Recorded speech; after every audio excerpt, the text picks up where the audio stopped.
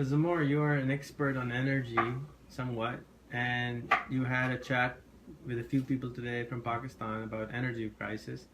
You said you have a solution for Pakistan already. So what is that solution? Well, the word solution is a bit strong, and the reason that I say that is I haven't been to Pakistan. I haven't been able to actually speak to people there and to see their conditions and to see what they think they need.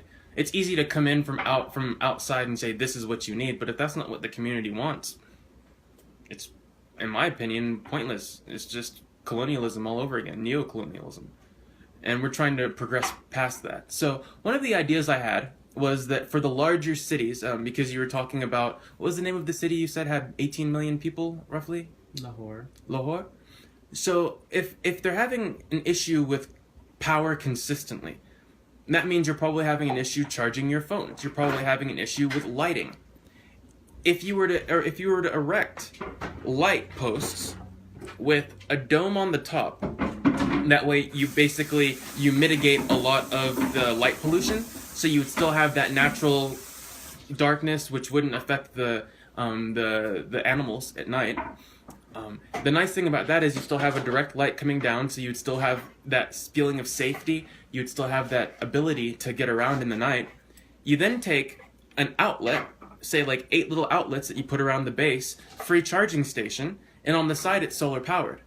Then within a community of people that live there, you say everyone that's willing to put X solar panel, like a singular one, on their home, but not have that power go to their home, instead that power would go to a grid, and then that grid would disseminate all of the power.